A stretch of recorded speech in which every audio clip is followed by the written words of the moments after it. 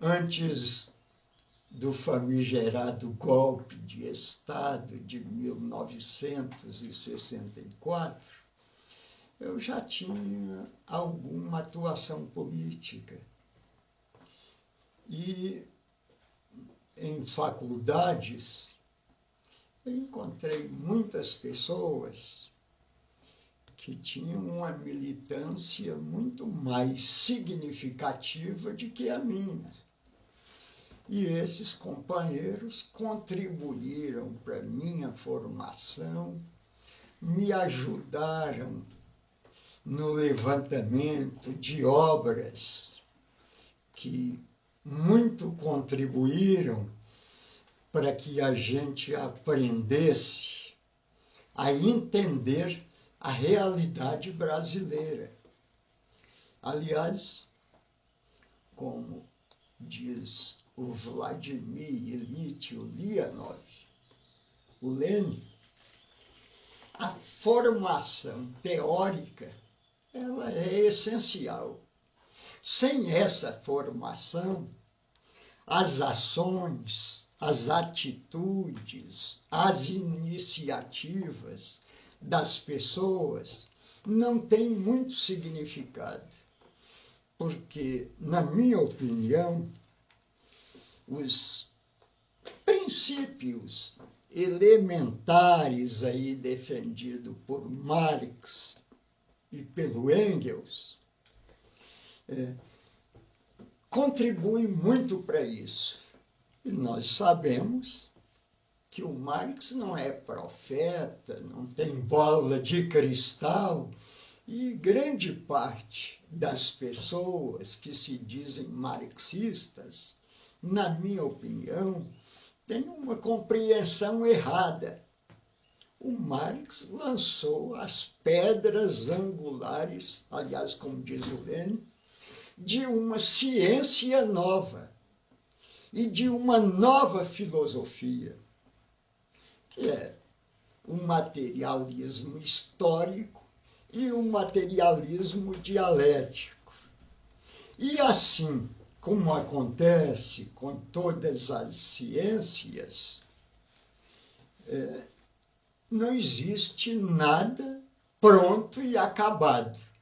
Se ele lançou as pedras angulares do materialismo histórico, o que nos cabe e cabe a outros revolucionários do país e de outros países do mundo é dar uma contribuição para o desenvolvimento desta ciência. E nós, principalmente, nós da América Latina,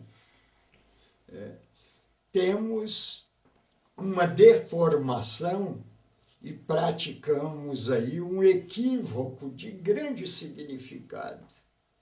Desprezar as contribuições anteriores e se preocuparem muito exclusivamente com a prática.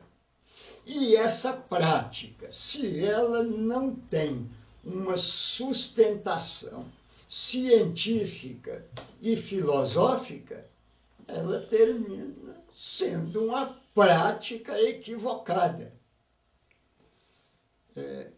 O Marx, em suas teses, ele diz uma questão muito importante, que a gente já estudou muito filosofia e a gente tem que praticar a filosofia. Só que para essa prática nós temos que nos preparar.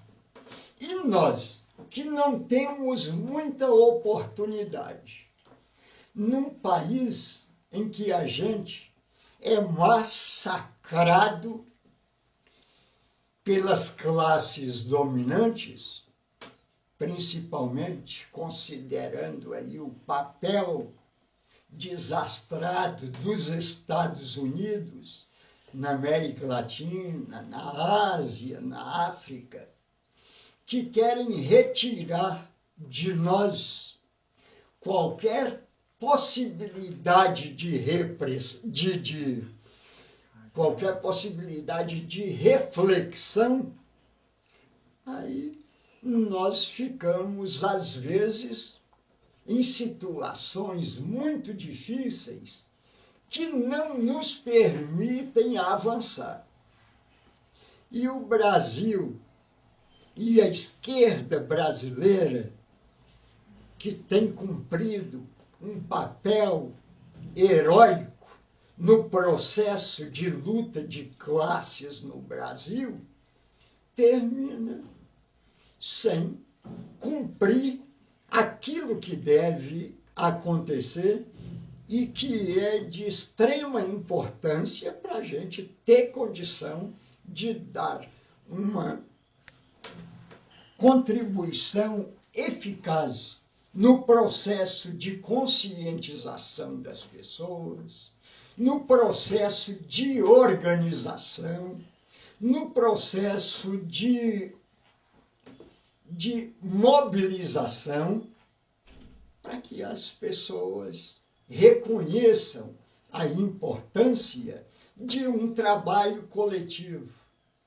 Eu tenho dito muito que, apesar de a situação atualmente no país está sendo muito difícil para nós, porque muitas pessoas assistem a tudo isso aí que está acontecendo e dizem, poxa, e eu fico dando murro em faca de ponta e só sendo prejudicado, e a minha família, e não me dedico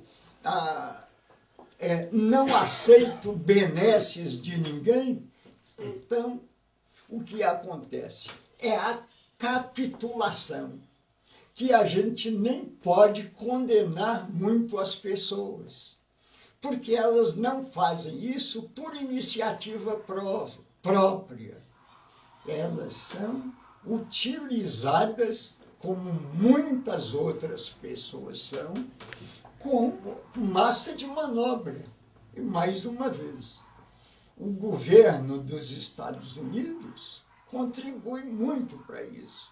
E a gente não tem a condição essencial para impedir esse massacre biológico.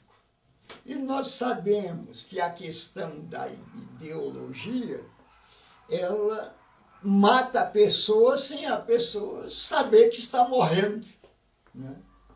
A gente, há uma determinada filósofa que ela fala que a questão política, a instância política, está diante dos seus olhos. Você está vendo o desenvolvimento político, a luta, os retrocessos.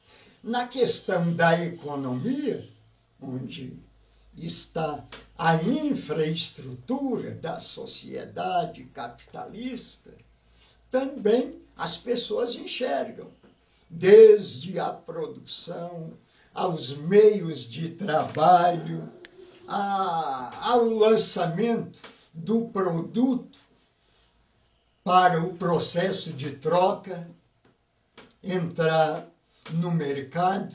Tudo isso está muito perto e a gente vê e identifica com facilidade, até mesmo se não tiver uma formação que se desenvolva e que se manifeste em ações concretas. Agora, de tudo, a ideologia, esta é onde a gente tem a dificuldade maior, porque ela é praticada e colocada dentro da nossa cabeça, na escola, na igreja, para quem é religioso e que enfrenta, assim, a igreja, principalmente essas fabriquetas aí que se dizem evangélicas, que estão aqui impostas pelo governo dos Estados Unidos em todo lugar para castrar a pessoa e anulá-la completamente. É por isso que acontece. Por exemplo, aqui em Aparecida, você não anda lá no bairro Tiradentes, 2 quarteirões que não tem um templo desse pessoal. E ninguém sabe nem a diferença de uma para outra. E por que existe a outra? É o caso de se pensar nisso. Mas existe porque é para conquistar um espaço maior. E assim vão preenchendo tudo. Para concluir, então, essa questão ideológica, que é a que mais tem uma presença na vida das pessoas.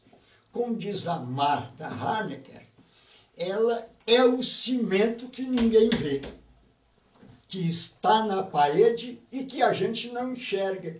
Mas é ela que dá sustentação à parede, ao prédio, ao edifício. Bem, e nós, com toda dificuldade, para enfrentar esta situação. Cada um procura dar a sua contribuição, mas ela também termina sendo muito limitada. E durante o período do regime militar, claro, a situação se agravou muito mais.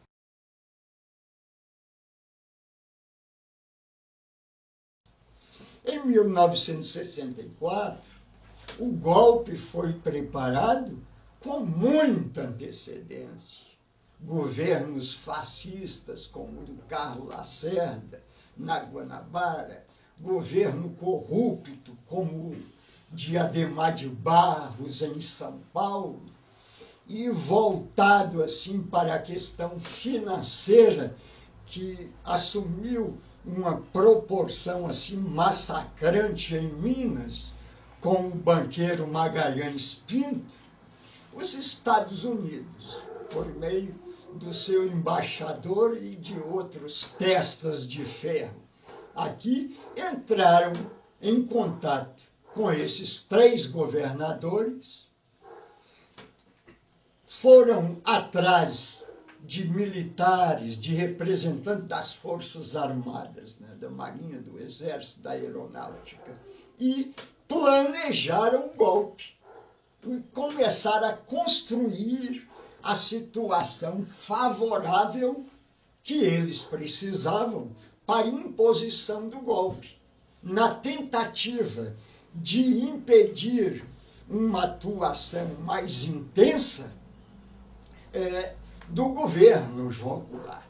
E essa questão ideológica, ela compreende muitos elementos. Até a piada jocosa que se fazia contra a mulher do João Goulart, as piadas sobre o João Goulart, as marchas com Deus e da família contra o totalitarismo ateu, contra o ouro de Moscou, tudo isso foi planejado, porque sabiam eles, se em 59, em Cuba, que é um país 57 vezes menor que o Brasil, a Revolução foi vitoriosa, e aqui no Brasil, então, eles tinham uma preocupação muito grande, porque em Cuba, sim, dificuldades de toda maneira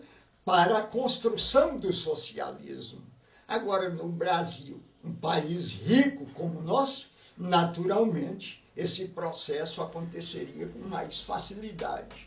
Aí tomaram as preocupações e elegeram como prioridade essa questão ideológica cumprida principalmente pela religião.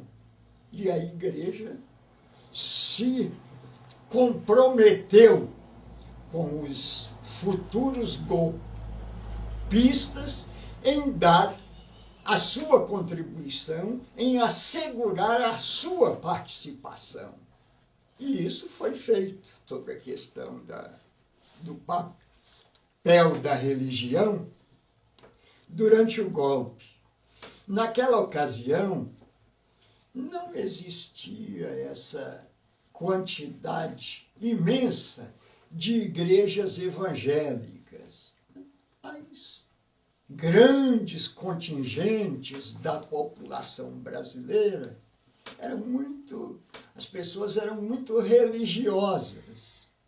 E o catolicismo que cumpria, assim, com muita precisão, esse papel de dominação.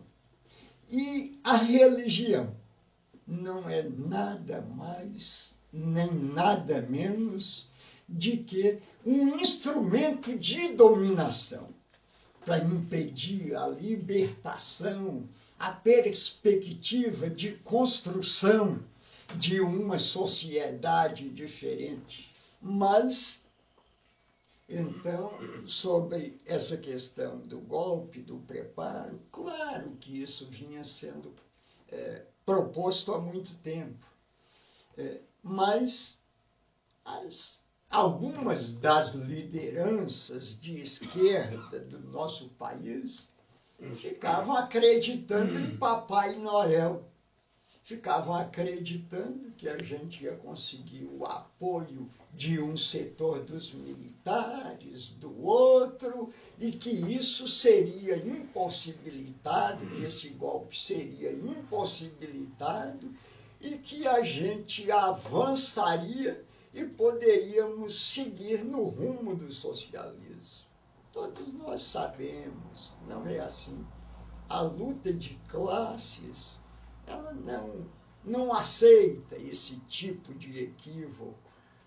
Bem, e aí muita gente temia, mas achava que seria inviável, enquanto achava que essa dominação truculenta, violenta, não seria implantada no país. Aconteceu o golpe, que nunca a gente viu na vida, na história, em nenhum momento, um golpe triunfar com tanta facilidade. Tanta rapidez.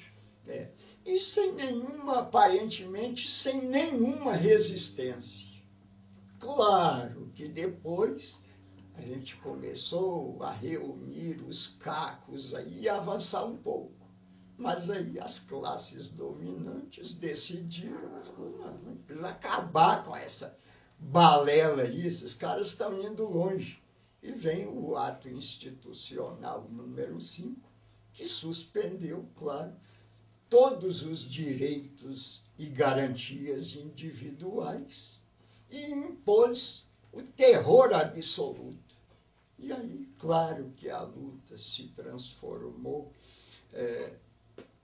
e começou a enfrentar uma situação muito difícil.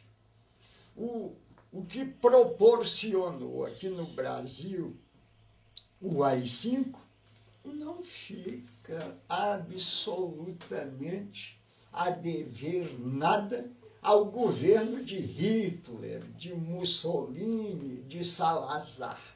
Essa questão de lei, os militares, eles não cumpriam nem as leis deles, né? Nem as próprias leis deles. Por quê? Por exemplo, a Constituição de 67, ela assegurava direitos para indivíduos. Isso tem de ser feito. Não se pode redigir uma Constituição de um país em que ninguém tenha direitos. Não se respeitou nada.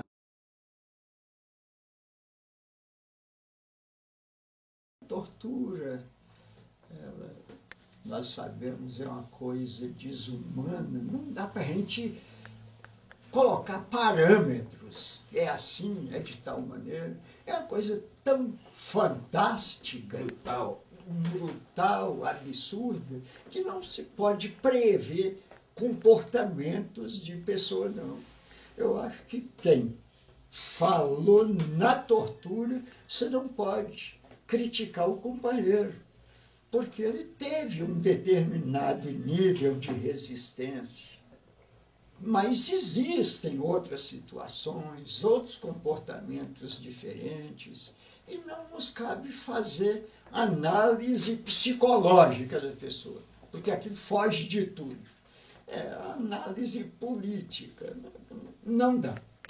Bem, mas, de uma maneira geral, alguém abriu, falou, apontou, disse, deu o endereço da casa, abriu o chamado ponto na rua, indicou outra pessoa que pudesse ter informação. Eu não tenho informação sobre aquele fulano, mas você, indo em tal lugar, prendendo aquela pessoa tem.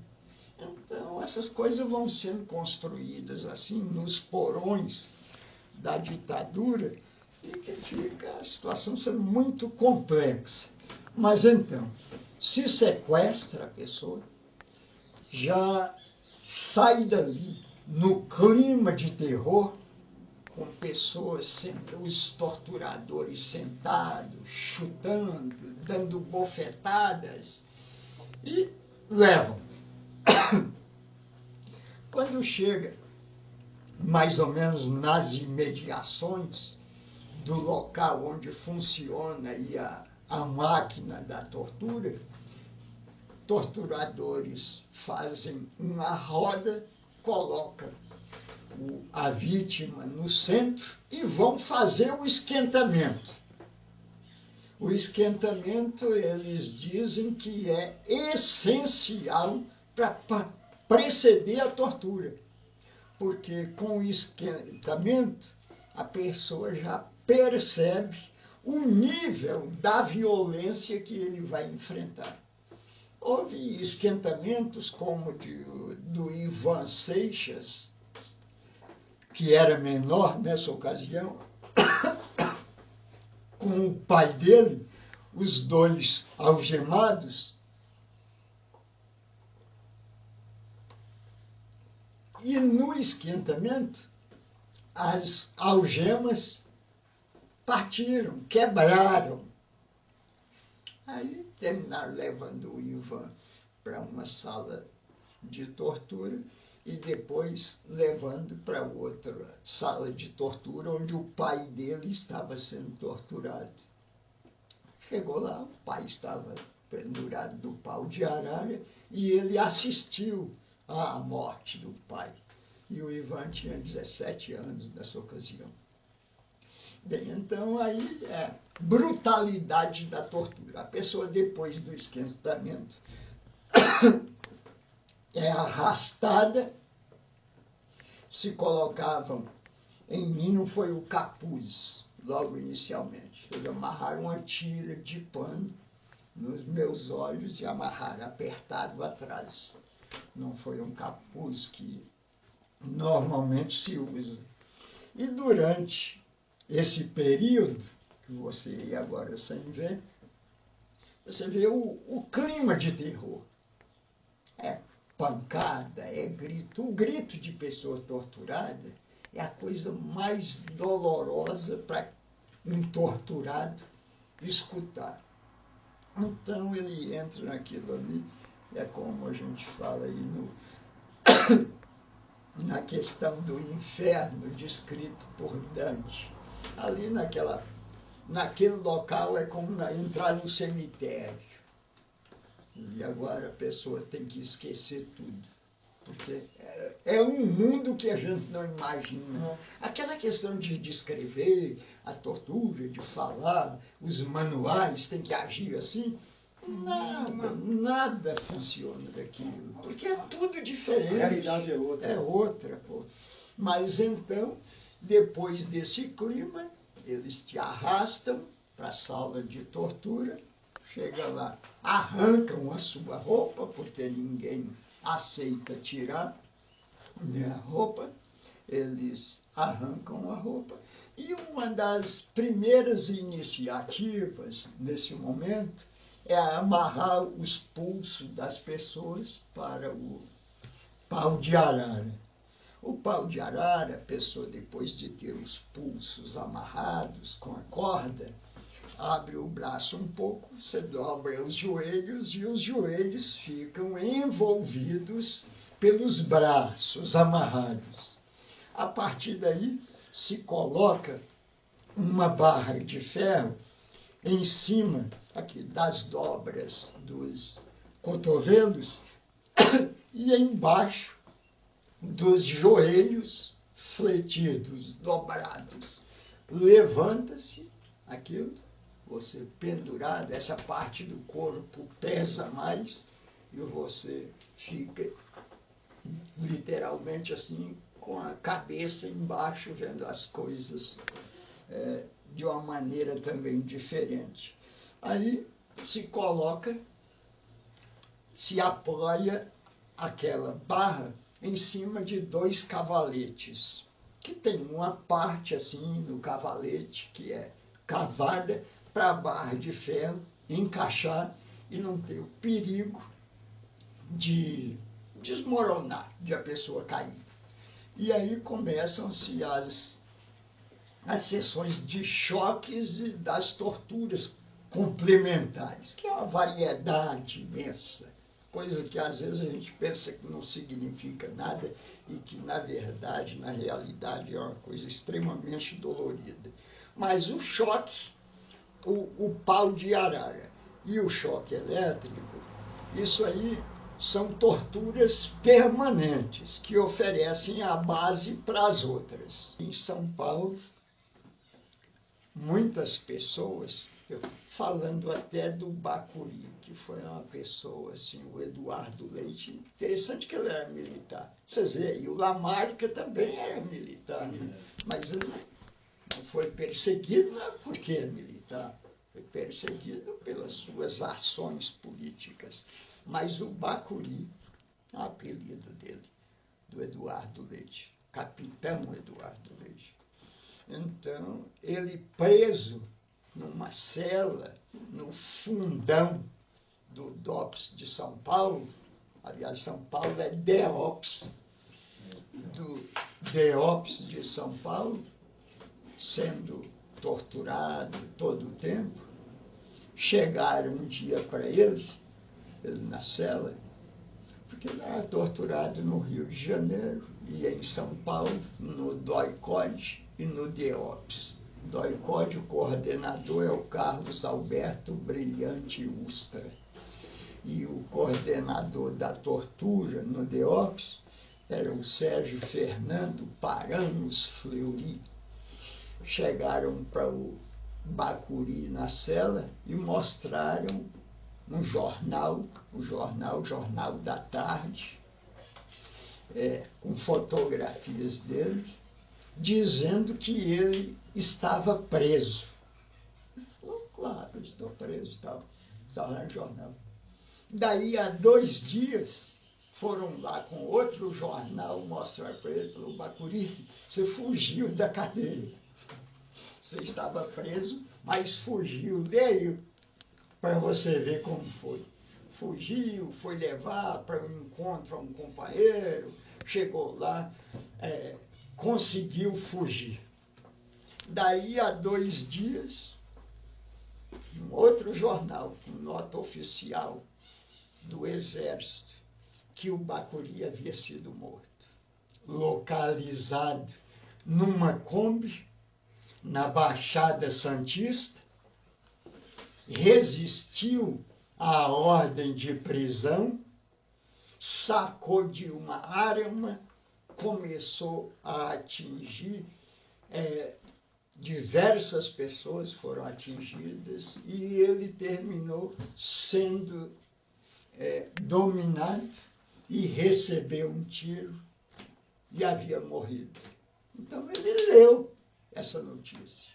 A partir da morte dele, tudo se agravou muito mais com as torturas. Tanto que furaram os 2 olhos dele, porque ele tinha os olhos verdes, e todo mundo comentava, é um terrorista aí que tem os olhos muito bonitos. Então, quando decidiram assassiná-lo, falaram, os seus olhos ninguém vai ver mais os seus belos olhos. Furaram os 2 olhos dele. Quebraram os braços e as pernas. Depois puseram no caixão, mesmo dizendo que ele já tinha morrido dias atrás, mas o IML havia assegurado lá para ele passar os dias lá antes de ser entregue à família. A mulher dele havia tido criança, ele havia recebido na cela um sapatinho da sua filha, sua primeira filha, para ele ver que ela existia, e não deixaram abrir, entregaram e não deixaram abrir o caixão. Então, são histórias. Na verdade, os caras montavam todo um teatro, né? Que as pessoas não podem imaginar. Tudo que a gente, às vezes, pensa que é o cúmulo do absurdo, que isso não pode, é inviável, que isso não acontece. Foi muito pior. E é importante que a gente não exagere nada, porque a realidade já é cruel demais. Se alguém exagerar, ela perde o significado. E às vezes eu sei de cada companheiro aqui, comigo também acontece, a gente peca por não levar até aquele ponto, de escrever no nível bem inferior àquilo que acontece conosco. E é isso que acontece. O Devani Carvalho, em São Paulo, um companheiro que foi dirigente do partido PRT, Partido Revolucionário dos Trabalhadores. Então,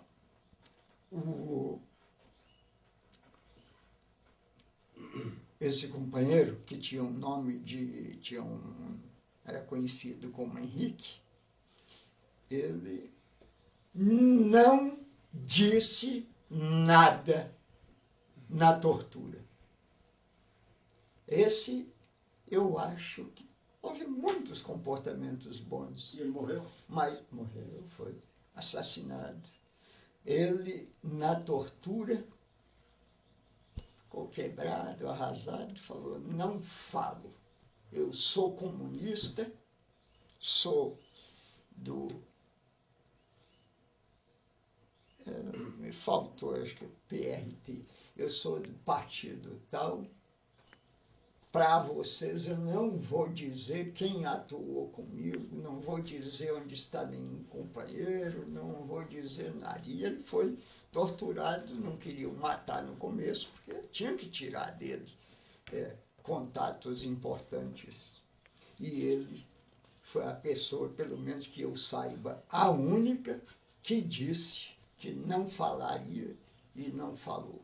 Que pudesse matá-lo, porque ele estava preparado para enfrentar a morte. E a gente sabe que a morte não é muito difícil para enfrentar, não. Difícil é para enfrentar a tortura, né? Os próprios militares é que depois soltaram lá, disseram como foi o comportamento dele. Isso tudo foi na UBAN. Foi na UBAN. E ele disse lá, pessoal contando, falou: ele morreu. Mas antes de ser morto, ele cuspiu muito sangue na cara do Fleury. Ele ia torturar, se aproximava dele, ele cuspia na cara. E ele cuspia sangue, né? Então, coisas dessa maneira. Infinidade de casos, mas tem alguns assim que a gente precisa ver. Interessante a gente dizer. Na Bahia, houve um companheiro também que teve um comportamento assim, mas aí mandaram buscar o Fleury em São Paulo para ir lá, porque tinha urgência de tirar as informações desse companheiro. O Fleury, com aquela calma dele, olhou o cara pendurado no pau de arara. Forma de psicopata, né? Falou: tire ele do pau de arara. Tire. Aí os torturadores que não haviam conseguido tirar nenhuma informação dele, desamarraram, tiraram do pau de arara, tudo. Aí, os caras pegaram, sentaram o companheiro numa cadeira, ele falou, agora providencie um alicate para mim. Ele não tem muito tempo a perder, arranja um alicate. Levaram o alicate para ele, falou, cara, você é que sabe. Se você quiser falar, bem, se não quiser, não fale. Eu vou arrancar o seu primeiro dente.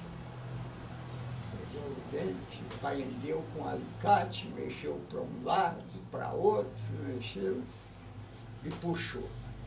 Falou, tudo bem aí, né? Você é forte. Vamos tirar o segundo dente agora. Aí se afastou daquele local, pegou outro dente, mesmo processo, o terceiro, o quarto. Quando chegou no quinto dente, que o cara dizia que ia retirar todos, no quinto dente, aí ele falou. Então houve pessoas assim, houve gente como o Eduardo Leite, que não falou nada, o Devani Carvalho, que não falou nada, e muitos outros. Mas houve alguns que a violência incrível, mas terminaram dando algumas informações que facilitavam chegar a outras pessoas. Quanto eu vou citar o meu caso, porque com outros pode ter acontecido de uma forma diferente, mas eles prendem cada fio que sai da maquininha, que lá no Rio Grande do Sul se chamava maricota. Depois a gente fala de outros lugares. Aí, a maricota tem uma manivela. O fio positivo e negativo tem os elétrodos, o pessoal fala eletrodo, como um prendedor de roupa, para colocar roupa no varal. Aquilo chega e põe no seu ouvido, põe no outro. E roda a maricota. E a pessoa aí sobe, desce, e se não for bem apoiado mesmo, arrebenta aquilo tudo. Mas está bem apoiado e ele fica vendo raios, coisa, tortura do choque é terrível também. Em mim, fizeram assim em muitos lugares. E uma coisa que aconteceu comigo, eles pegaram uma bucha de bombril, colocaram no meu ânus, enfiaram no ânus, com aquele eletrodo preso nessa bucha de bombril no ânus. E colocaram o outro no pênis. E aí rodaram a maricota durante algum tempo e eu dormi com aquela coisa gritando, tal, a cabeça virada para baixo, porque durante algum tempo você se mantém mais ou menos a cabeça levantada. Depois de um certo tempo você não consegue mais, porque, como eu digo, cada minuto do pau de arara é uma eternidade.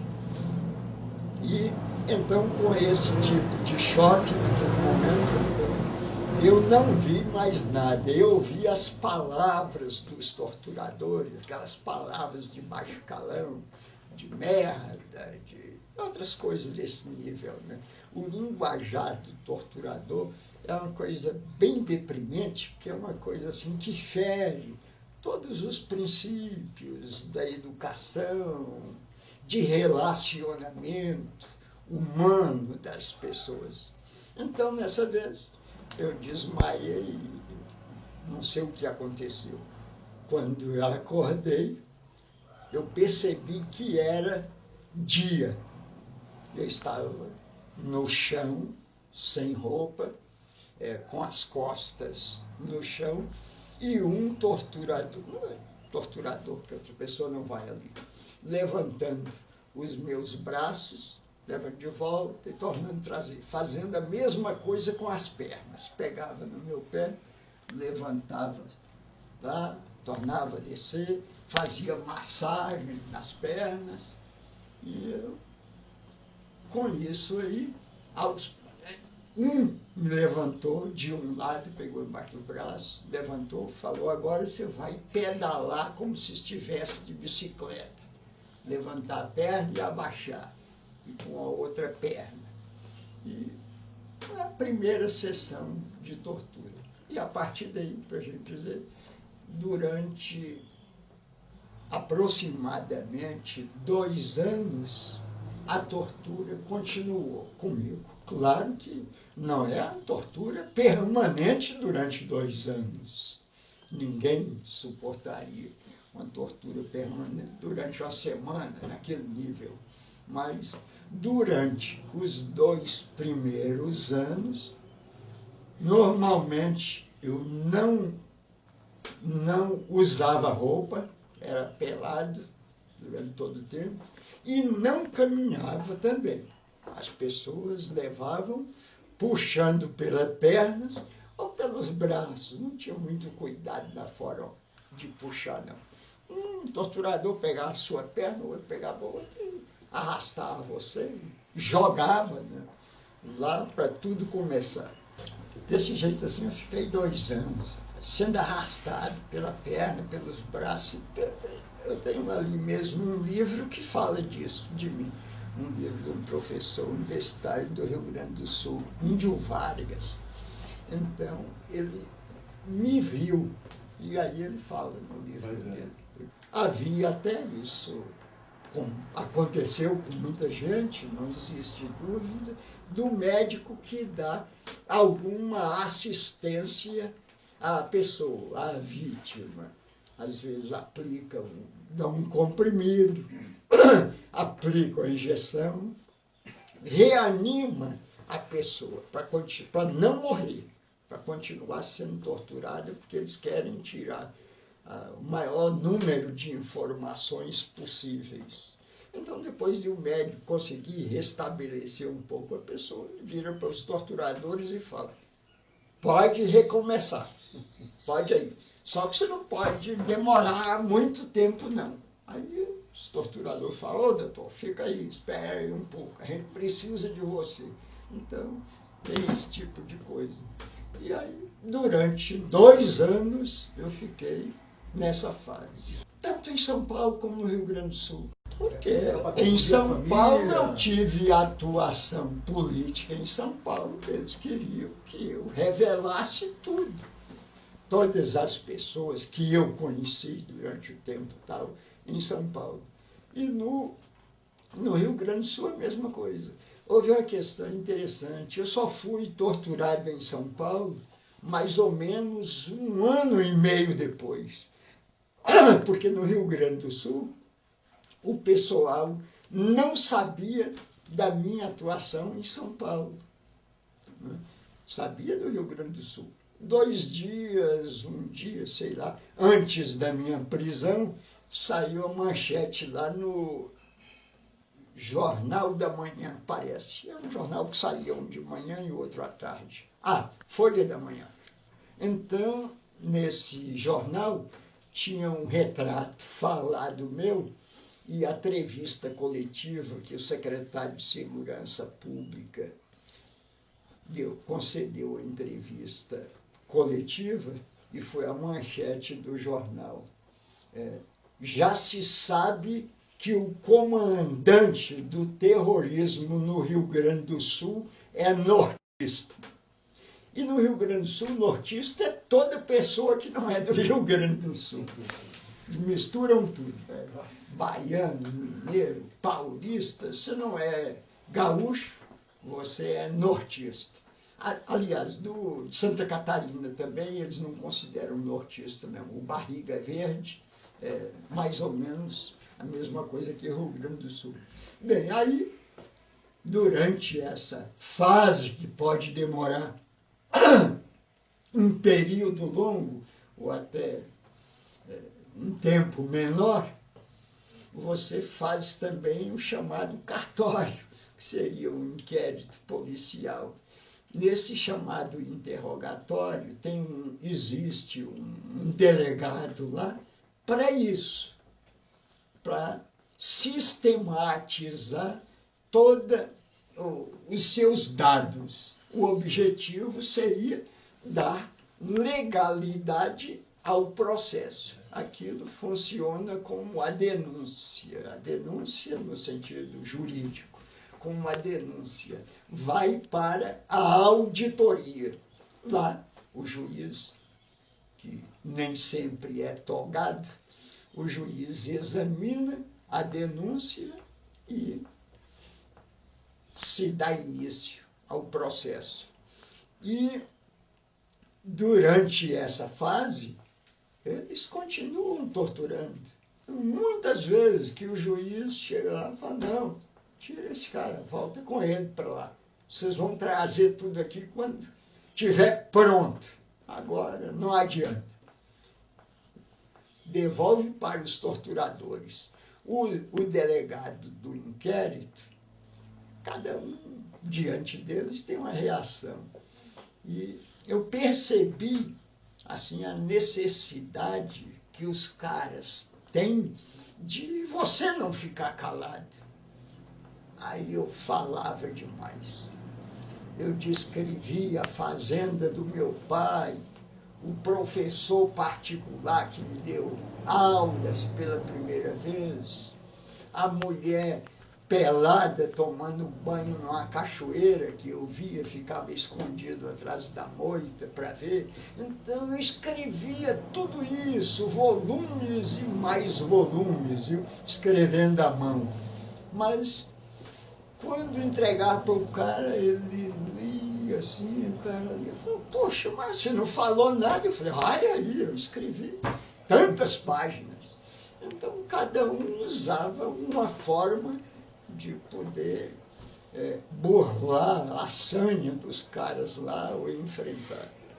Agora, depois dessa questão resolvida, mesmo antes de você ir a julgamento, falo julgamento entre aspas, porque os integrantes do Conselho de Sentença são militares, às vezes da Marinha, às vezes do Exército, da Aeronáutica.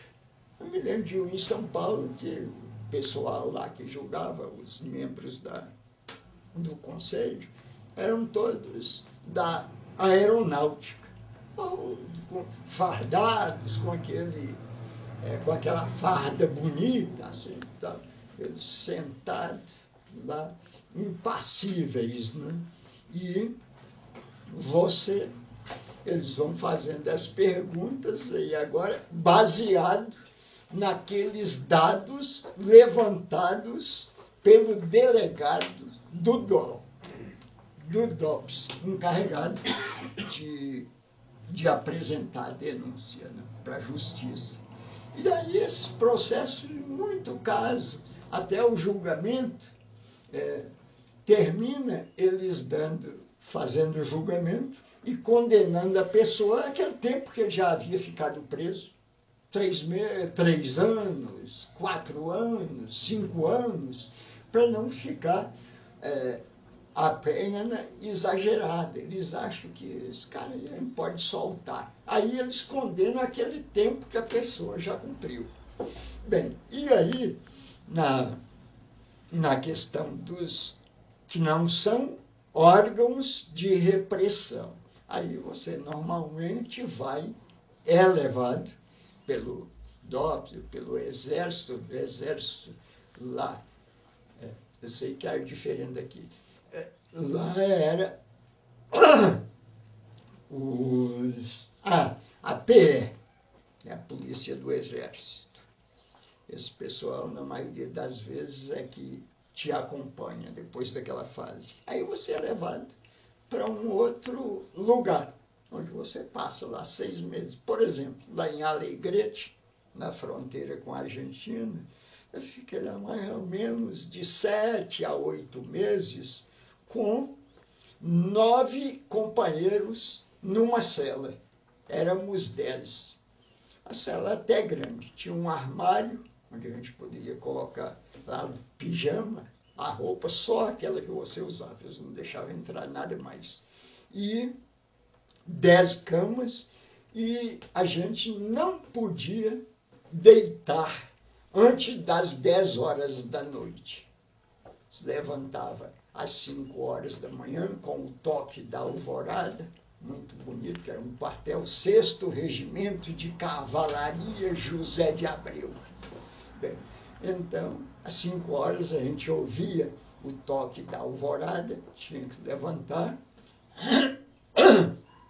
Aí eles traziam o café, colocavam no chão, cada um ia lá e arrastava a sua bandeja. O café era sempre o famoso chá broxante. Bem, e ninguém podia falar conosco. Os militares lá, soldadinhos, sargentos, tenentes, eles não podiam. Chegavam lá, a porta é de grade, né? Com umas janelas, só a grade. E lá no alto da coxilha, né? O minuano cantando aí à noite, você com um cobertorzinho, um ralo lá, só faltava morrer de frio. Viu? Então, nesse local, nós ficamos 7 meses, e uma vez por semana, eles nos levavam para outra cela. Para outra cela, também juntos, os 10 companheiros, eles tiravam a roupa na porta. Quando a gente ia entrar, tinha que tirar a roupa, a calça e a camisa, o short, a camiseta, tirar e entregar para eles. Aí você ficava o dia todo naquele local. Por mais que houvesse frio, que às vezes é bem menos de 0 graus. Você ficava o dia todo dessa forma. Eles diziam que iam fazer a revista na cela. Né? E lá você não tinha contato com o mundo, você não tinha direito a livro, você não tem direito a rádio,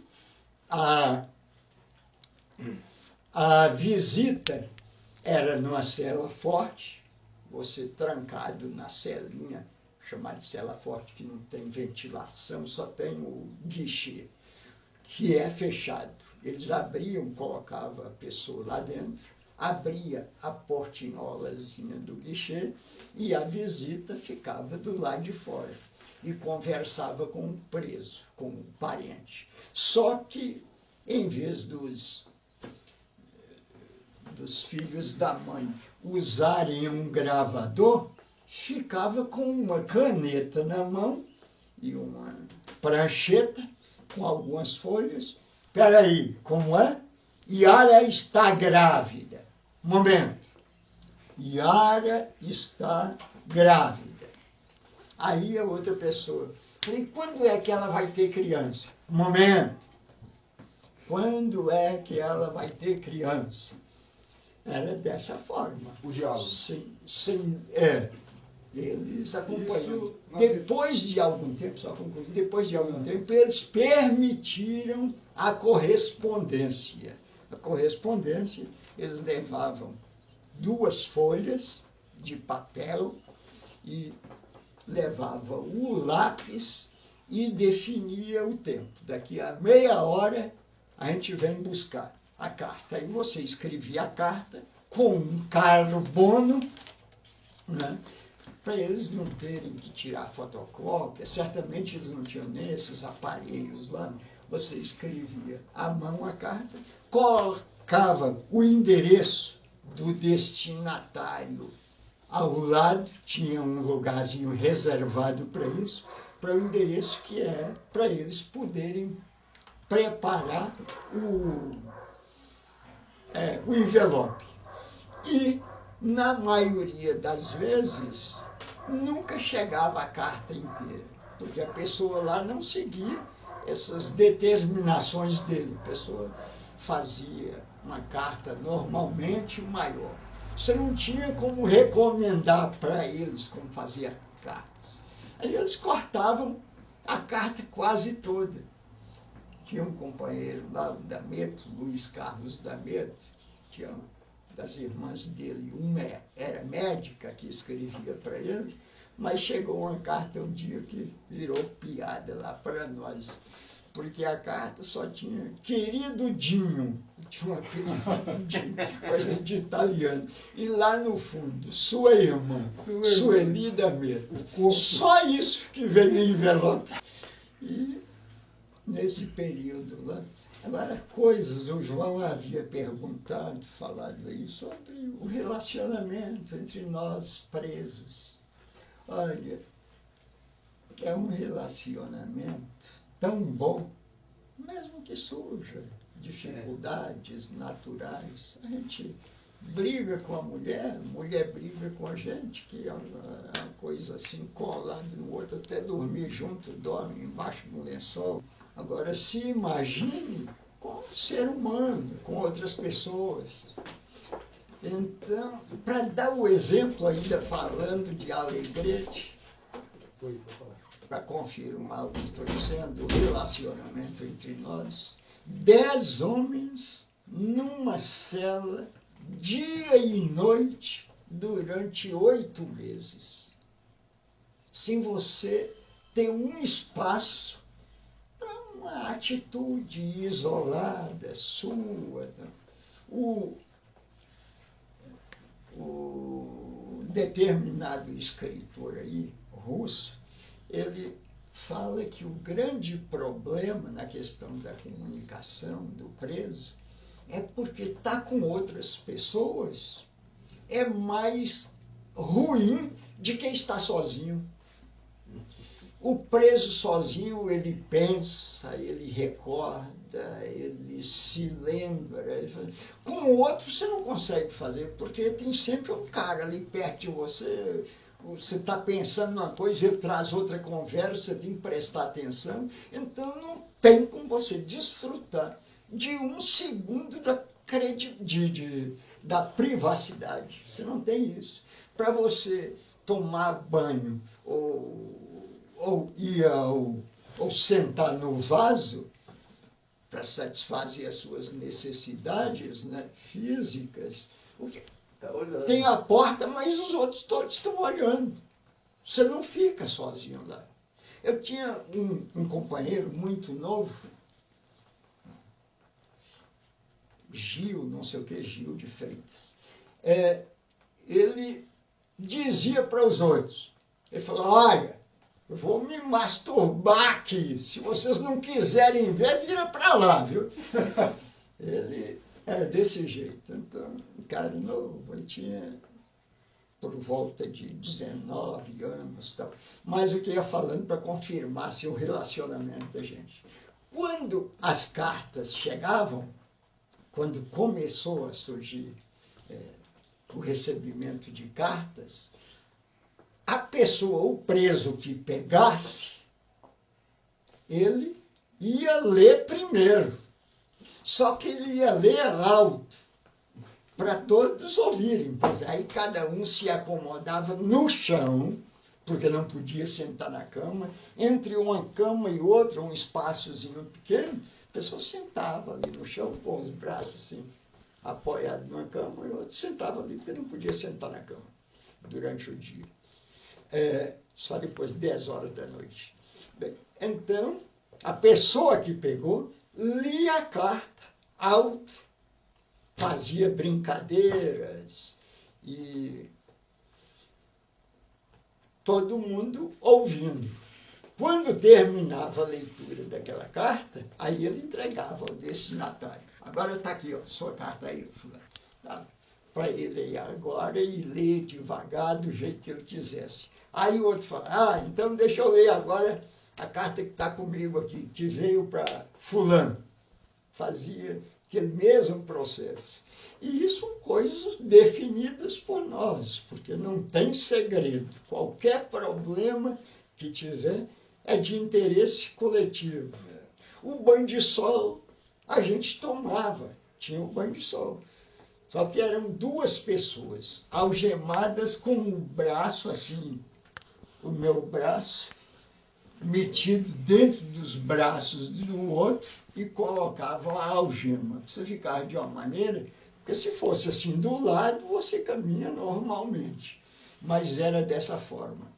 Aí se colocava lá na cerca de arame farpado, lá dentro para você, no centro, para tomar sol, e diversos soldadinhos, recrutas, né, que eles usavam para isso, com o fuzil apontando para você o tempo todo. Aí, uns 10 ou 20 em voltas desse chiqueiro. E um dia, que era difícil os caras nos ouvirem, os comandantes lá do quartel, o comandante do quartel, mas havia ocasião que a gente levantava o braço, ele ia fazer um comunicado lá, levantava o braço e falava, o que é?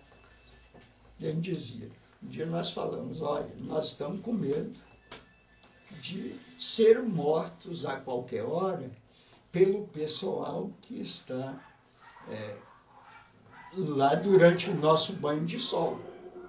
Porque a gente vê que são soldados novos, recrutas, que não têm muita experiência com isso. Tá? E uma hora dessa pode disparar um fuzil desse, viu? Porque os caras miravam mesmo e mantinham naquela posição. Mas, rapaz, a gente falou isso num dia, no dia seguinte aconteceu. Um disparo. O soldadinho que ia nos acompanhando os dois companheiros que estavam sendo levados para o banho de sol, atirou. Um acidente, não quis fazer isso. E abriu um rombo. Não sei se ele conseguiu levantar ou se não estava mirado direitinho. Tá? Ficou o rombo lá na parede durante todo o tempo, com a bala do fuzil. Então, para você ver como é que eram as coisas. Mas aí a gente não ficou só em um quartel militar. Muitos companheiros ficaram durante muito tempo em quartel militar, mas a gente ficou em muitos outros lugares. Numa ilha, no Rio Grande do Sul, chamada Ilha do Guaíba, no estuário do Guaíba. De lá, a gente via longe os prédios brancos de Porto Alegre, ficava olhando assim muito tempo. Então, no presídio central de Porto Alegre, e teve uma outra fase também que eu fiquei na penitenciária estadual do Jacuí, na cidade de Charqueadas, a cidade da Grande Goiânia. Bem, mas... de Porto Alegre. De Porto Alegre. Lá no presídio central, depois terminamos ser muito respeitados com algum, porque eu ficava lá, eles levavam para os lugares, depois normalmente trazia. Mas uma noite, foi a primeira vez que levaram para lá. Quando terminou o julgamento, auditorias não passaram no DOPS mais. Eles já encaminharam para o presídio. Chegando lá, de acordo com a Lei de Segurança Nacional, vocês sabem, a gente tem um tratamento diferente, né? Não é como o bandido, o marginal, não existe o chamado rigor penitenciário. Aí a gente foi recebido lá pelo diretor de disciplina, Alípio Freitas, e levou, falou, troca a roupa aí, tira a sua roupa e veste essa roupa aqui. E me deu uma roupa nova para vestir, né? Uma calça de mescla e uma camiseta, tinha escrito Presídio Central de Porto Alegre, Secretaria de Segurança, alguma coisa nesse sentido. E uma japona de lona, amarela. Lona, aquela coisa grossa para vestir, porque fazia muito frio. Aí, quando ele falou isso, eu falei, não vou vestir isso. Eu não sou preso comum, não, sou preso político. E de acordo com a própria lei, suas, etc. Tal, eu não posso ser tratado dessa maneira. Ele falou, é? Então você veste agora. Um jeito lá, e me agarraram do lado, chamou os guardas lá penitenciários, me seguraram, tiraram a calça, puseram essa calça de mestre e me vestiram a roupa. Falou, agora você vai para uma celinha boa. Por isso aqui, porque você é rebelde, pois aqui você vai amansar. E me levaram uma celinha escura, sem nenhuma lâmpada, sem nenhum móvel. Não tinha cadeira, nem mesa, nem cama, nada. Escuro. Quando você chega a colocar dentro, você não enxerga mais. Bem porque a diferença assim parece mais escuro. Depois que você se adapta lá e... É solitária mesmo. Era. Aí colocou lá e na primeira noite, um mau cheiro terrível. O vaso não tem descarga, é um vaso diferente. No chão mesmo. É, no chão. Aquele. Lá o pessoal chamava aquilo boio. Eu não sei por que boio, de onde veio esse nome, não consegui descobrir. Então, você sentava ali naquela coisa no chão. Sentava não, ficava de cócoras. Aí eu dormi, claro, de roupa, já estava, não ia tirar, deitei e peguei no sono. Quando eu acordei com alguma coisa mexendo em meus pés. Afastei assim, que levantei, que me sentei com as costas na parede, que eu, mas estava assim de rato. Até que não sou muito medroso, não.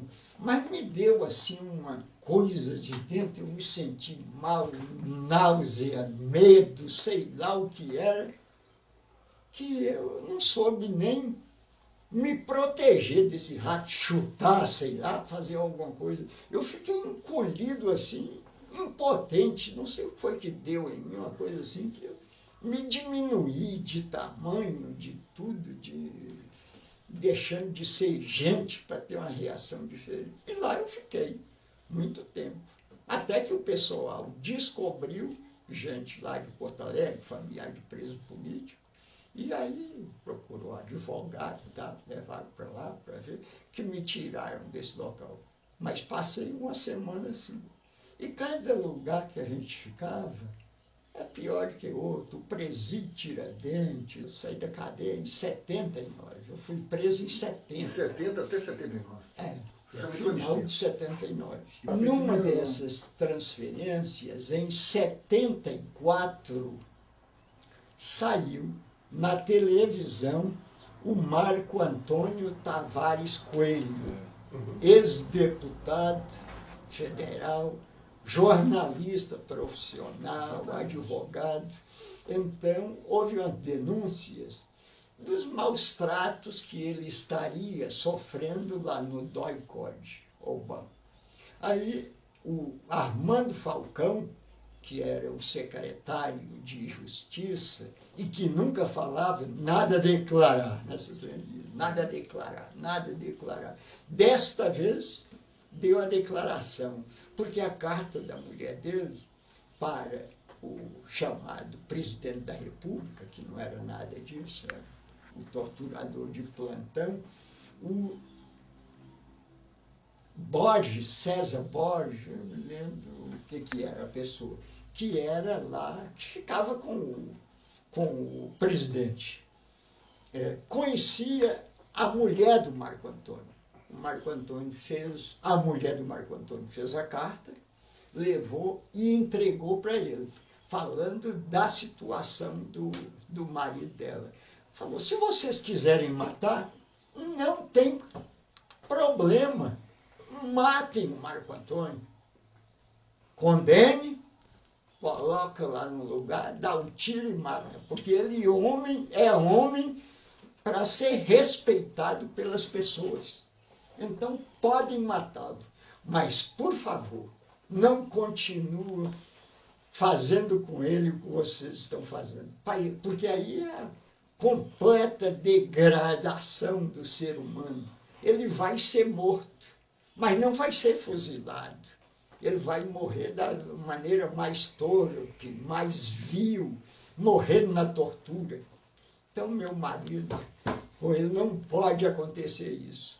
Aí, o Armando Falcão terminou, não sei o que houve nessa ocasião, se já estava mais ou menos alguma dessas matérias saindo em jornal, além das notas oficiais, sei que isso saiu em jornal. E aí, o ministro da Justiça compareceu nesse negócio da televisão, que ele, como é que fala aquilo, o cara para falar num momento especial. Aí falou, o Marco Antônio está sendo bem tratado, que coisa nenhuma, e está bem, e como preso político, primeira vez no Brasil da ditadura militar que se chamou preso político. Foi nessa fala oficial do Armando Falcão. Aí foi uma alegria para nós, viu? Porque todo o tempo era terrorista. Eles mostraram ele para a imprensa. Aí Mostraram ele para a imprensa. apresentaram, mostraram ele Estava caminhando. muito abatido. Né? E ele, o secretário, o ministro, falou: nós vamos construir um presídio só para presos políticos. E, pessoal, nessa ocasião eu estava num lugar, a maioria dos presos de São Paulo estava no outro. Eu estava em Porto Alegre na ocasião, quando eles construíram o presídio, que tiraram os companheiros lá do Carandiru, que levaram para o presídio. Eles fizeram em 3 dias. Primeiro dia levaram 11, no segundo dia me trouxeram do Rio Grande do Sul. Eu quero falar uma coisa dessa, meio folclórica aí. No segundo dia me trouxeram e levaram para a Oban para dormir lá. Eu não sabia de nada, diabo, preso político, estava inaugurando. Levaram outros no segundo dia, e no terceiro dia, que eu tinha ido no segundo, eles me levaram para lá. E aí, foi em 74, aí a gente ficou até o final, e a situação melhorou muito, porque tinha um nome de presídio preso político. Presídio da Justiça Militar Federal de São Paulo. Presídio político. Aí começaram a mudar o relacionamento conosco. Muita provocação. O Erasmo Dias, vocês devem se lembrar, que era o secretário de Segurança Pública, porque eles puseram um diretor que era torturador. Aí a gente exigiu a presença dos juízes auditores, o Paiva e o Nelson da Silva Machado Guimarães, da primeira e da segunda auditoria militares. Eles foram lá para conversar conosco, porque a gente exigia a presença dele, e eles foram. Aí a gente falou que era inaceitável aquela situação. Um torturador nosso cuidando de nós. Então, aí não havia possibilidade nenhuma, nós iríamos às últimas consequências. O Erasmo Dias, lá, de traje civil, paletó e gravata, com a metralhadora, andando de um lado para o outro, com a metralhadora, a correr da metralhadora, aqui no ombro, a tirar colo e ele segurando a metralhadora. Aí ele chegou e disse, falou: eu quero dizer para os juízes aqui que não pode atender à exigência de terrorista, não. Terrorista a gente trata como eles merecem. Não tem nem que ouvir terrorista. Agora, vocês são bons demais fazendo isso, porque passa para mim, para eu ser responsável por eles, que eu fuzilo esses filhos da putas todo agora. Que eu fuzilo. Aí o juiz falou: calma, secretário, tal, etc. E mudaram o secretário. Agora, não significa que tudo era tranquilo. Eu participei de 3 greves de fome, né? Então, muito gordo, desse jeito. Depois de 10 dias, 20 dias de greve de fome, só tomando água, mas não aceitávamos nada além de água. Você imagine. Para denunciar. Esse cara lá, se ele não tirasse, a gente entraria em greve de fome. Quando cancelaram as visitas de pessoas ligadas a gente, que não era o pai, mãe ou irmão, porque eles admitiam, a pessoa preenchia um formulário, tal, etc., e aquela pessoa comprovadamente fazia um interrogatório com a pessoa. Aí eles autorizavam e podiam nos visitar.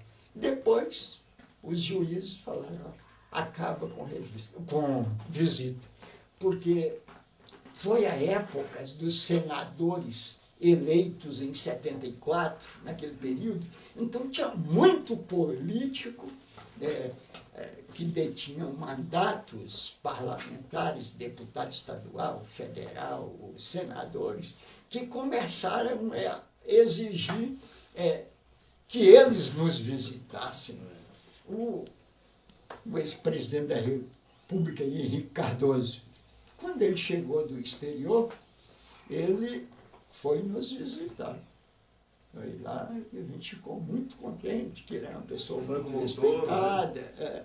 Franco Montoro e eu também, né? Franco Montoro foi lá. Teotônio Vilela. Teotônio Vilela. Agora, os caras então suspendeu. Falou, agora acaba. Só fala com o advogado, na sala dos advogados, ou com o parente direto. Bem, aí não houve forma de acordo. A gente redigiu o manifesto, como sempre, e entramos em greve de fome. O Nelson, que dos 2 juízes, esse parecia ser mais fascista do que o da segunda auditoria, ele era do primeiro, ele foi lá. E nos reuniu também lá num refeitório, tinha mesa, cadeira, ele sentou lá atrás, puxou a mesa daquela, os policiais organizaram lá, e ele falou, olha, não negocio com vocês.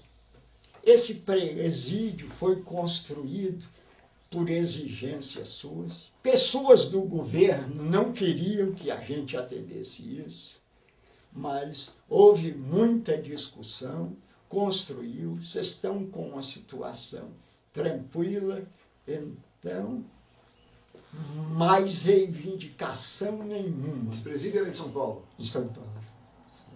Aí ele dizendo que não atendia nada sob pressão. Aí, claro que muitos companheiros nossos fizeram intervenção, interrompiam, ele mandava calar, já não calava. Nesse momento, quando ele disse isso, eu me lembro que fui eu que disse, falei, vocês não negociam com pouca pressão, mas se a pressão vai em frente e aumenta mais, aí vocês negociam. E lá no 8º ou 9º dia, o 10º dia de greve de fome, eles procuraram Dom Paulo Evaristo Ardes para ir lá negociar conosco, porque eles não queriam voltar lá para negociar conosco, que eles iriam atender. Todas as pessoas que nos visitavam poderiam continuar nos visitando. Então, nessa questão de presídios, mas eu tenho que falar da viagem, no dia que me trouxeram, a última vez não me levaram mais para Porto Alegre, que trouxeram para São Paulo com a construção desse presídio. Interromperam o aeroporto, é o de Congonhas. Aí esse quiprocó danado aí com o aeroporto de Congonhas hoje. Né? Então, era o aeroporto de Congonhas. E eles me trouxeram, acho que deram pressa lá para eles me trazerem, em um avião de carreira. Eu com os braços algemados para trás e uns 10 torturadores. reservaram a parte do avião, me sentaram lá no canto e aquelas pessoas próximas todas eram cara com metralhadoras, né? Fuzil, etc., os torturadores. Quando me pegaram na cela, 5 horas da manhã, que eu acordei com a cela cheia de militar, cara fardado. Que diabo. Falou, levanta, levanta, vamos embora, vai sair, vai. A gente não sabia para onde ir, eu tive que perguntar nada. Bem, aí, para aterrissar no aeroporto de Congonhas, eles suspenderam todos os demais voos. Não podiam aterrissar, nem decolar durante um período X lá, um avião com passageiros, né, avião de carreira, para eu descer.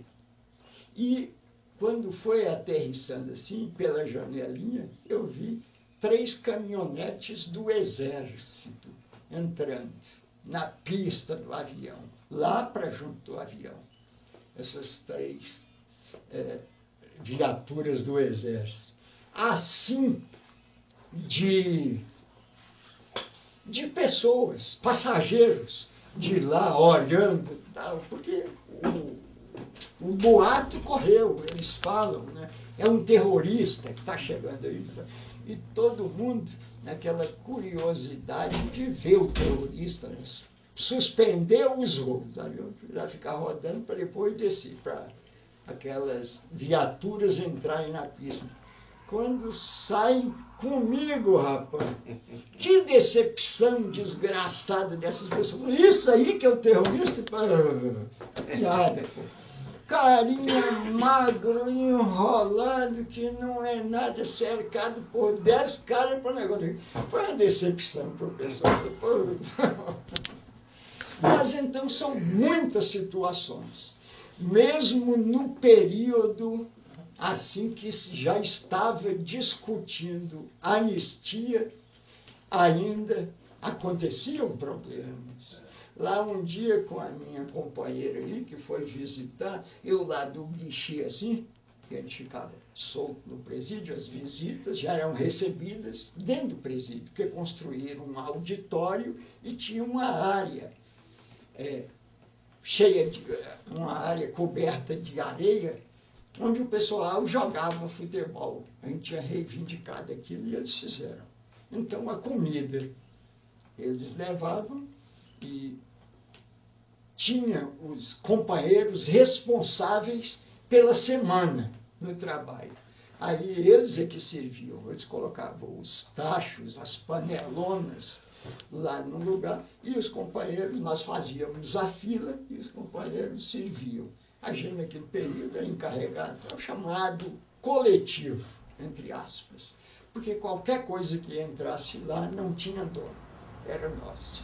Roupa, levavam pessoas, famílias aí, compravam roupas bonitas, tudo levavam, eles colocavam em cima da mesa e pega quem quiser.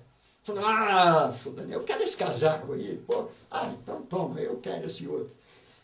Sem nenhum problema, e tudo faziam dessa forma. Então servia a comida e a gente tinha esse refeitório. Mas aí, um dia lá, eles levaram lá a Elô para fazer a revista numa sala, assim do lado.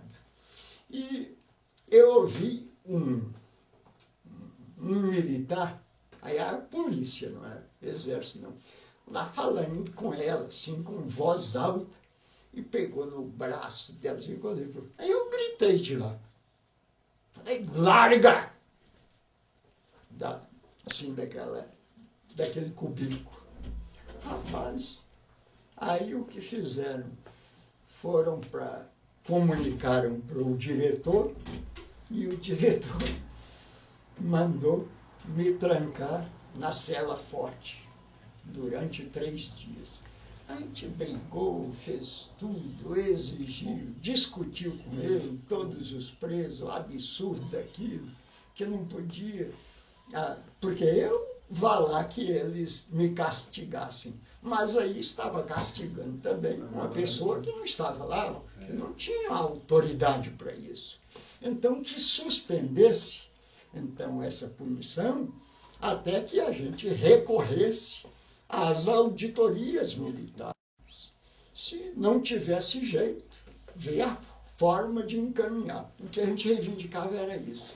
Eu estou aqui até com o livro de um companheiro que foi assassinado e deixou um livro escrito, belíssimo, O Labirinto.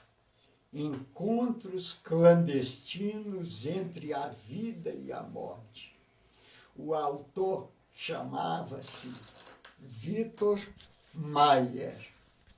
E ele morreu e a mulher conseguiu, a esposa dele conseguiu editar esse livro, que foi lançado agora, poucos dias atrás.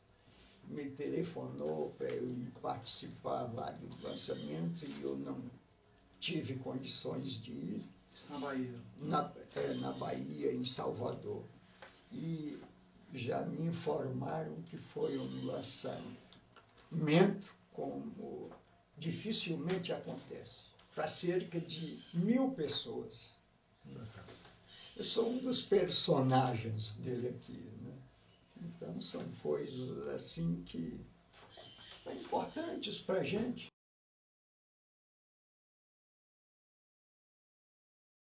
Sobre a questão do papel da religião durante o golpe. Naquela ocasião, não existia essa quantidade imensa de igrejas evangélicas.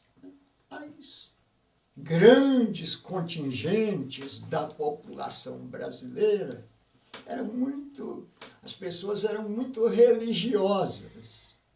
E o catolicismo que cumpria, assim, com muita precisão, esse papel de dominação. E a religião não é nada mais, nem nada menos de que um instrumento de dominação para impedir a libertação, a perspectiva de construção de uma sociedade diferente.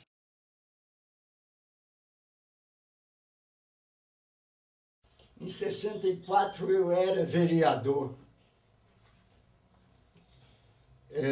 Eu estava numa cidade chamada Itabuna, na Bahia, porque eu fiz o vestibular de Direito na Universidade Federal do Espírito Santo.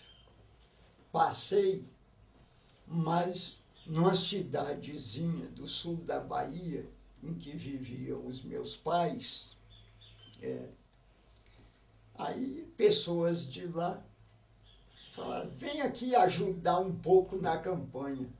Era a primeira vez a pequena cidade, Guaratinga, ela participava pela primeira vez desse processo eleitoral, tendo conquistado a sua emancipação. E cheguei lá, participei, contribuí lá com o candidato a prefeito e me elegi vereador. E fui o líder do prefeito na Câmara, que funcionava pela primeira vez. E o pessoal falou, larga isso, esse negócio de você voltar para lá para estudar, que era longe, Vitória.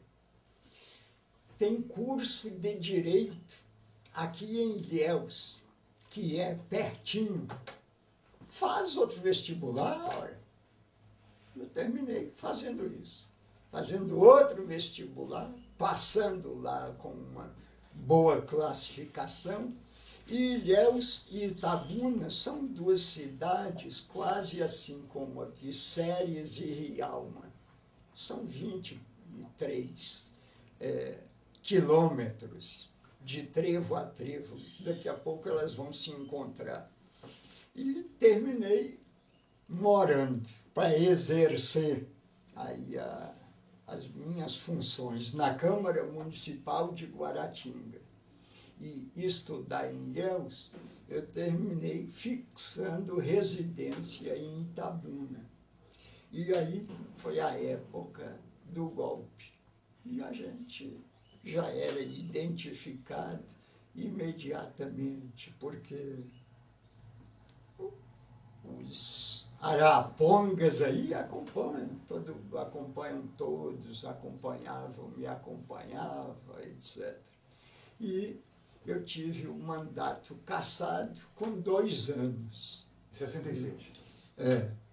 E tendo o mandato cassado, aí eu terminei indo para Salvador. Aí eu consegui a transferência da Faculdade de Direito de Ilhéus para a Faculdade de Direito da Universidade Federal da Bahia.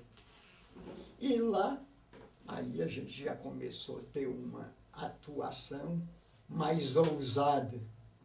Naquela ocasião, a gente sabe como funcionava o movimento estudantil, quase todos aqui participaram dessa fase na sua atuação política, e eu terminei sendo, assim, uma das principais referências políticas nas coordenações dos movimentos, do enfrentamento aí das forças fascistas, do Antônio Carlos Magalhães. Na Bahia. Fiquei uns 3 anos e depois, já sem condição de ficar.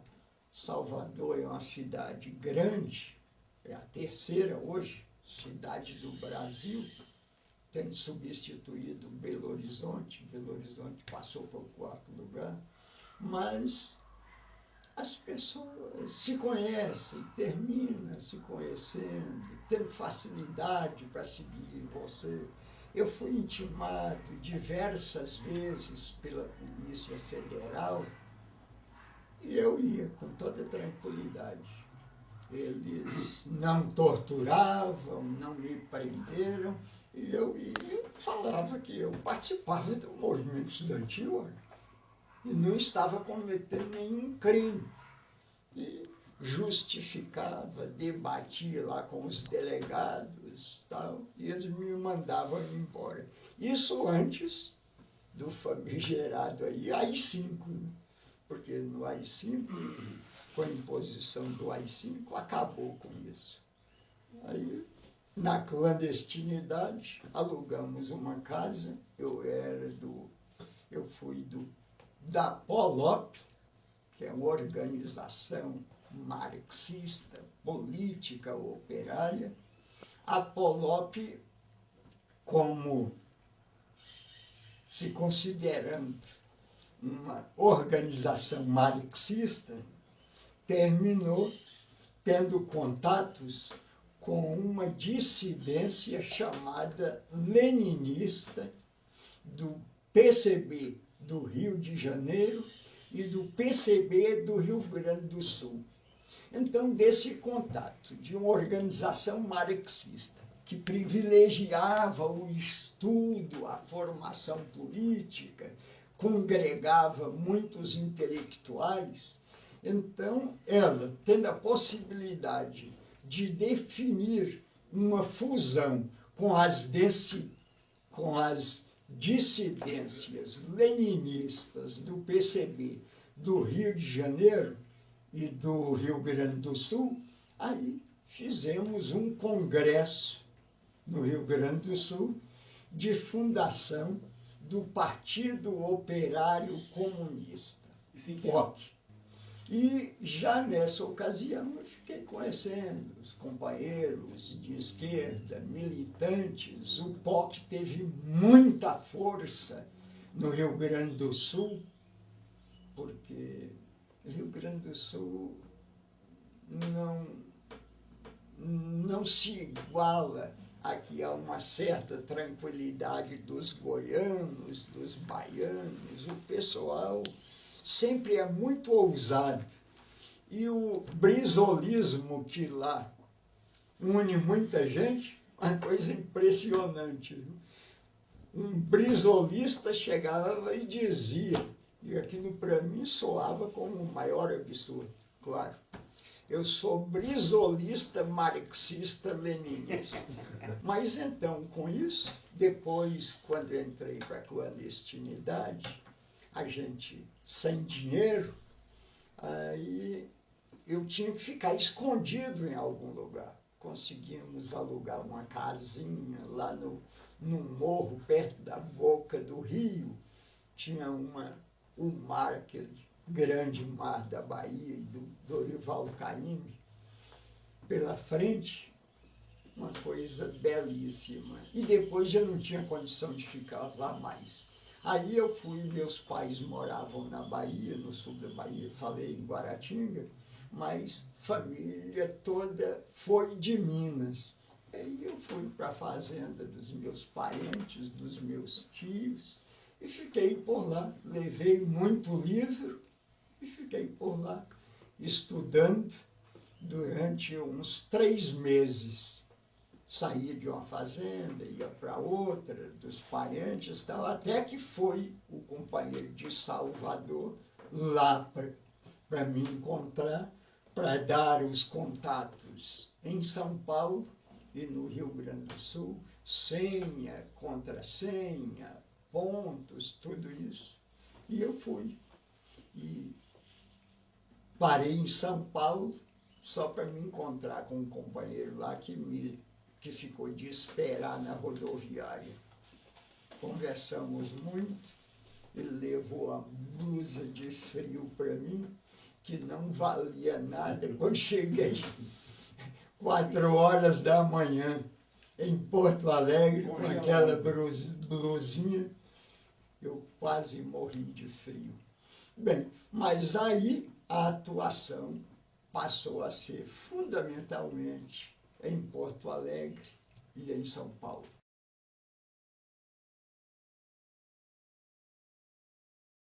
Hoje, nós vivemos uma situação extremamente difícil, né? Porque se a gente falar de revolução, falar de socialismo como um período transitório para a construção da sociedade comunista, da sociedade sem classes, as pessoas vão imaginar que nós somos loucos. E a gente tem de enfrentar, sendo considerado louco ou não. O que a gente não pode é buscar justificativa para não fazer nada. Se as dificuldades são muitas, mais cresce a nossa responsabilidade. O que eu posso dizer assim com muita segurança, com uma determinada análise fundamental do processo de luta de classes no mundo, é que a classe operária, os trabalhadores, o povo vão construir em nosso país e em outros países o socialismo. É o próprio Marx que lembrou uma ocasião, e isso é muito importante observar essa frase dele, que a libertação da classe trabalhadora vai ser obra da própria classe trabalhadora. Aqueles que se consideram iluminados e tentando impor qualquer concepção política, ou no plano teórico, filosófica, ele dá com os burros na água. Porque os trabalhadores estão desorganizados e muito vulneráveis. Mas isso é um período transitório. E eu acho que é importante a gente reconhecer que os trabalhadores, que a classe operária, aqueles que não possuem os meios de produção a não ser sua força de trabalho. Então, eles desenvolvem, com todos os seus erros, questões infinitamente mais importantes do que os acertos dos representantes das classes dominantes. Existem assim, muitos equívocos em todas as tentativas de organização política. Ninguém pode dizer isso está errado, isso está certo, isso aqui vai funcionar, isso não vai. Mas os nossos erros são muito grandes. Não somos nós responsáveis por isso, não. É a realidade concreta que determina a atuação dos homens. E num país dominado como o Brasil, em que as pessoas não têm instrumentos para enfrentar a violência, que não é a violência de matar, e de torturar e de esquartejar cadáveres, não. É a violência que a gente não enxerga. A violência da dominação, da opressão, de a gente se iludir com essa falsa democracia que está aí, e muita gente se ilude, acreditando que é isso aí que a gente sempre buscou.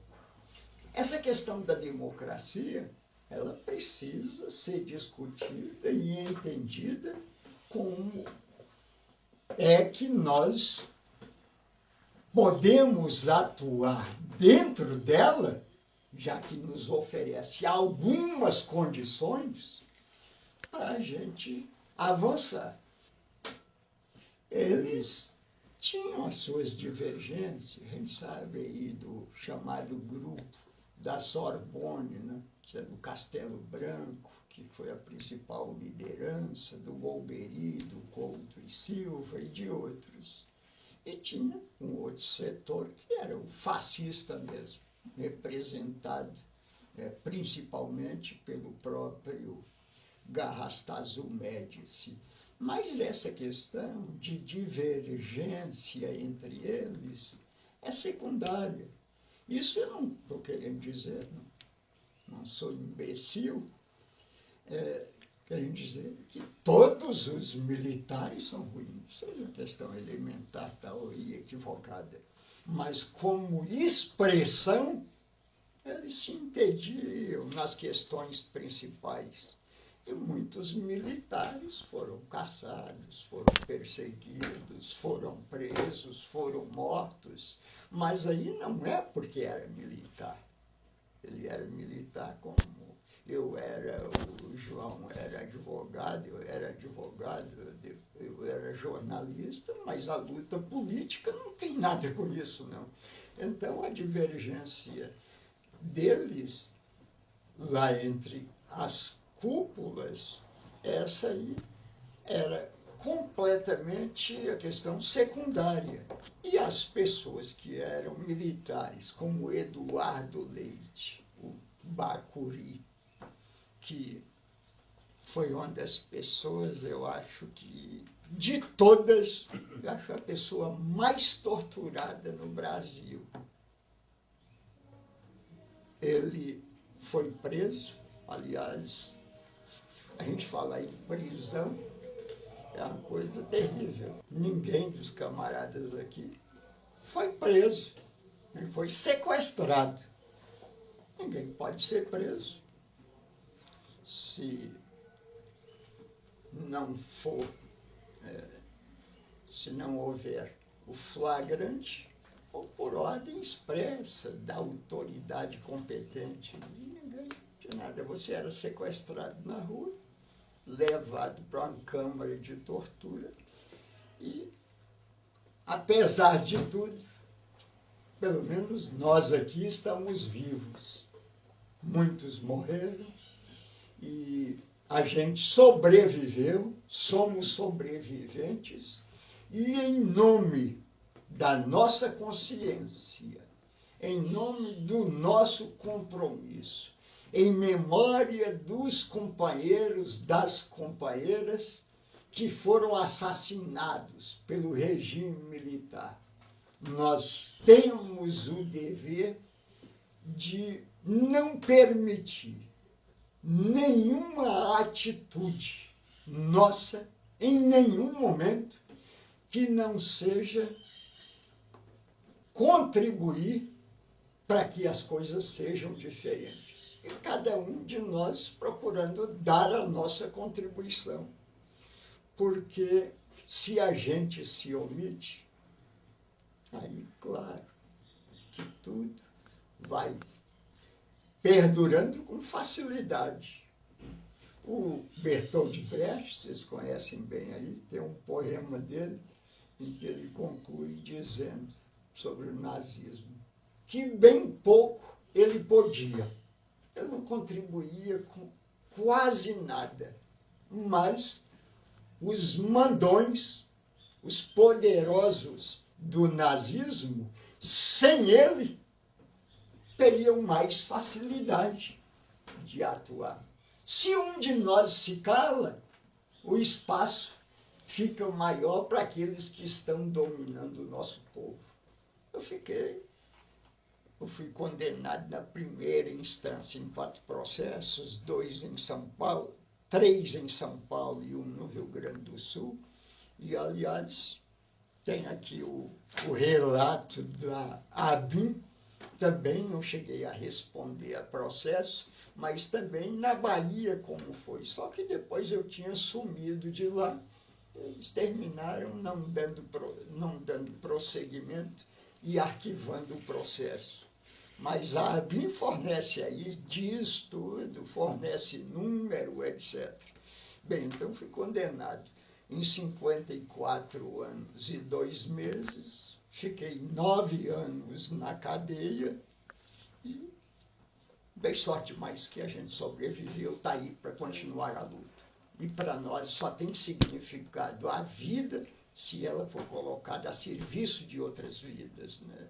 Da possibilidade de emancipação do ser humano, que está acima até da emancipação de um determinado segmento social ou da classe trabalhadora. Mas temos plena convicção de que em cada momento a gente está caminhando para frente.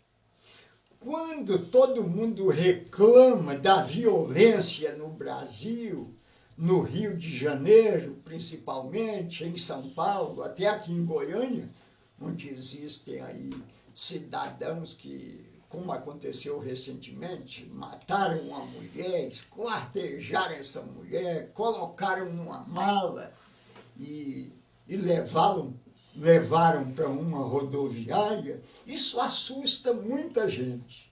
E quando alguém me pergunta sobre a questão da violência, como é que pode resolver, eu digo em cada momento que ela vai aumentar muito mais. Se agora está ruim, claro que vai ser muito pior.